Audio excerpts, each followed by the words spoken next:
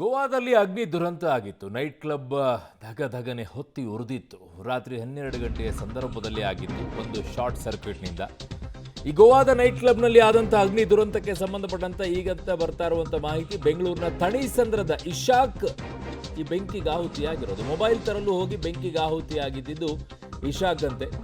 ಬೆಂಗಳೂರಿಗೆ ಇಶಾಕ್ ಮೃತದೇಹ ಈಗ ಬಂದು ತಲುಪಿದೆ. ಒಬ್ಬನೇ ಮಗನನ್ನ ಕಳೆದುಕೊಂಡು ಕುಟುಂಬ ಈಗ ಕಣ್ಣೀರಿಡ್ತಾ ಇದೆ.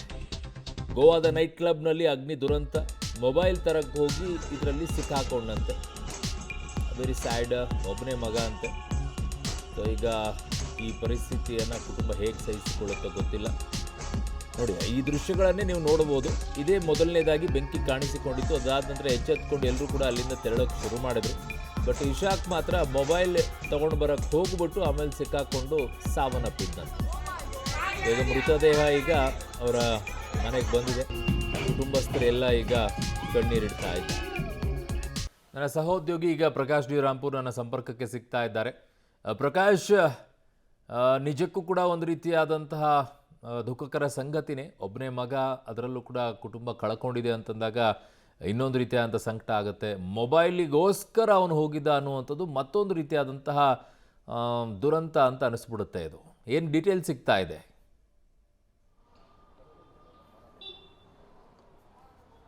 ನಿಜಕ್ಕೂ ಕೂಡ ಅವರ ಕುಟುಂಬಸ್ಥರ ಆತಂಕ ಮತ್ತು ಇದ್ದಂಥ ಒಬ್ಬ ಮಗನನ್ನು ಕಳೆದುಕೊಂಡಿರುವ ಸಂಕಟವನ್ನು ನೋಡಿದರೆ ಎಂಥವ್ರಿಗೂ ಕೂಡ ಹೃದಯ ಜಲ್ಲನ್ನುತ್ತೆ.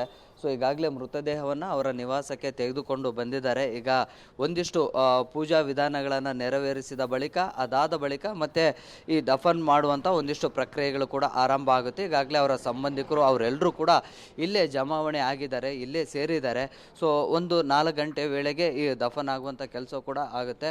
ಸೊ ಈ ಮೊಬೈಲನ್ನು ವಾಪಸ್ ಅಂದರೆ ಮೊದಲು ಅಗ್ನಿ ದುರಂತದಲ್ಲಿ ಹೊರಗಡೆ ಬಂದಿದ್ರು, ಅದಾದ ಬಳಿಕ ಮತ್ತೆ ಮೊಬೈಲನ್ನು ತರಲಿಕ್ಕೆ ಹೋದಂಥ ಸಂದರ್ಭದಲ್ಲಿ ಈ ಅವಘಡ ಕೂಡ ಆಗಿದೆ. ಸೊ ಅವರ ಸಂಬಂಧಿಕರು ಎಲ್ಲರೂ ಕೂಡ ಇದ್ದಾರೆ. ಮಾತನಾಡಿಸ್ತಾ ಹೋಗ್ತೇನೆ. ಸರ್, ನಿಜಕ್ಕೂ ನೋವು ಅಂತ ಅನಿಸುತ್ತೆ, ಸಂಕಟ ಅಂತ ಅನಿಸುತ್ತೆ. ಇಶಾಕ್ದು ಒಬ್ಬನೇ ಮಗ ಇದನ್ನ ಹೆಂಗೆ? ಒಂದು ಮಗ, ಒಂದು ಹುಡುಗ ಒಂದು ಹುಡುಗಿ. ಯಾವಾಗ ಹೋಗಿದ್ರು ಸರ್? ಎಷ್ಟು ಜನ ಹೋಗಿ? 3 ದಿವಸ ಆಗಿದೆ. 3 ದಿನ ಹೋಗ ಜಾಬ್.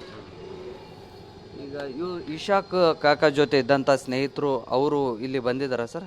ಯಾರು? ಅವನು ಇಸಾಕ್ ಬಂದಿದ್ದಾರೆ. ಅವ್ರಿಗೆ ಸ್ನಾನ ಮಾಡಿಸವ್ರೆ. ಇವಾಗ ಮಾಡೋಕ್ಕೆ ಮಧ್ಯಾಹ್ನ ಮಾಡ್ಕೊಂಡಿದ್ವಿ ಆರ್ ಟಿ ನಗರ್ ಪಾಳ್ಯಲ್ಲಿ, ಮುನ್ನೋಟಿ ಪಾಳ್ಯಲ್ಲಿ. ಈಗ ಇಶಾಕ್ ಜೊತೆ ಎಷ್ಟು ಜನ ಹೋಗಿದ್ರು ಸರ್? ಟೋಟಲ್ಲಿ 4 ಜನ ಹೋಗಿದ್ರು. ಅದರಲ್ಲಿ 3 ಜನ ಇದ್ದಾರೆ, ಒಬ್ಬರು ತೀರ್ಕೊಂಡ್ಬಿಟ್ರು. 4 ಜನ ಇದ್ದಾರೆ. ಎಲ್ಲ ಇಲ್ಲಿ ಥಣಿಸಂದ್ರದವ್ರೇನಾ ಸರ್ ಹೋಗಿದ್ದಂಥ ಸ್ನೇಹಿತರು? ಥಣಿಸಂದ್ರ ಇಲ್ಲ, ಇದು ಬಂದುಬಿಟ್ಟು ನಮ್ಮ ಇಲ್ಲಿ ಗುಜರಾತ್ ಅವ್ರು ಇದ್ದಾರಲ್ವಾ, ಮೈಮೂನ್ ಕಾಲೋನಿ ಅಂತ ಮಾಡಿದ್ದಾರೆ. ಇಲ್ಲಿ ಈ ಸೊಸೈಟಿನಲ್ಲಿ ಎಲ್ಲರೂ ಇಲ್ಲೇ ವಾಸ ಮಾಡ್ತಾ ಇದ್ದಿದ್ದು. ಎಷ್ಟು ವರ್ಷ ಆಗಿತ್ತು ಸರ್ ಇಶಾಕಿಗೆ? ಇಶಾಕ್ 22 ಇಯರ್ಸು. ಏನು ಓದ್ತಾ ಇದ್ರಾ ಹೇಗೆ ಸರ್? ಕಲ್ಸಕ್ಕೆ ಹೋಗ್ತಾರೆ. ಕೆಲಸಕ್ಕೆ ಹೋಗ್ತಾ ಇದ್ರು. ಇತ್ತೀಚೆಗೆ ಅಷ್ಟೇ ಸೇರ್ಕೊಂಡಿದ್ರಾ ಹೆಂಗೆ ಕೆಲಸಕ್ಕೆ? ಓದಿ ಮುಗಿಸಿ ಆದಮೇಲೆ? ಇಲ್ಲ, ಆಯ್ತು, 1 ಇಯರ್ ಆಗಿದೆ. ಓಕೆ. ಮನೆಯಲ್ಲೆಲ್ಲ ಹೇಳಿ ಅದಾದಮೇಲೆ ಫ್ರೆಂಡ್ಸ್ ಜೊತೆ ಹೋಗಿದ್ದ ಸರ್? ಫ್ರೆಂಡ್ಸ್ ಜೊತೆ ಹೋಗಿದ್ದು. ನಿಜಕ್ಕೂ ಕೂಡ ಸಂಕಟ ಅಂತ ಅನಿಸುತ್ತೆ. ಅವರೆಲ್ಲ ಸಂಬಂಧಿಕರು ಮತ್ತು ಅವರ ಒಂದಿಷ್ಟು ಧರ್ಮಗುರುಗಳು ಅವರೆಲ್ಲರೂ ಕೂಡ ಬಂದಿದ್ದಾರೆ. ಸೊ ಬಂದು ಅವರ ಕುಟುಂಬಸ್ಥರಿಗೂ ಕೂಡ ಸಾಂತ್ವನ ಹೇಳುವಂಥ ಕೆಲಸ ಕೂಡ ಆಗ್ತಾ ಇದೆ. ಸೊ ಮೊಬೈಲನ್ನು ಮತ್ತೆ ಹೋಗಿ ವಾಪಸ್ಸು ತೆಗೆದುಕೊಂಡು ಬರುವಂಥ ಸಂದರ್ಭದಲ್ಲಿ ಈ ಒಂದು ದುರಂತ ಕೂಡ ಆಗಿದೆ. ಇಶಾಕ್ ಜೊತೆ ಯಾರು ಹೋಗಿದ್ರಲ್ಲ ಅವರ 3 ಸ್ನೇಹಿತರು ಕೂಡ ಮತ್ತೆ ಇಲ್ಲಿಗೆ ಬರ್ತಾರೆ. ಬಂದಾದ ಬಳಿಕ ಅವರ ಕುಟುಂಬಸ್ಥರಿಗೆ ಏನಾಯಿತು ಏನಿಲ್ಲ ಅನ್ನುವಂಥದ್ದು ಕೂಡ ಅವರು ಕೂಡ ಹೇಳುವಂಥ ಕೆಲಸಗಳು ಕೂಡ ಆಗುತ್ತೆ. ಆದರೆ ನಿಜಕ್ಕೂ ಈ ಒಂದು ದುರಂತ ಏನಿದೆ, ಈ ದುರಂತದಲ್ಲಿ ಇಶಾಕ್ ಜೀವ ಕಳೆದುಕೊಂಡಿರೋದು ನಿಜಕ್ಕೂ ಸಂಕಟ ಅಂತ ಅನಿಸುತ್ತೆ. ಅರುಣ್ ಬಡಿಗರ್. ಓಕೆ, ಪ್ರಕಾಶ್ ಡಿ ರಾಂಪುರ್, ನಿಮ್ಮೆಲ್ಲ ಮಾಹಿತಿಗೆ ಧನ್ಯವಾದಗಳು.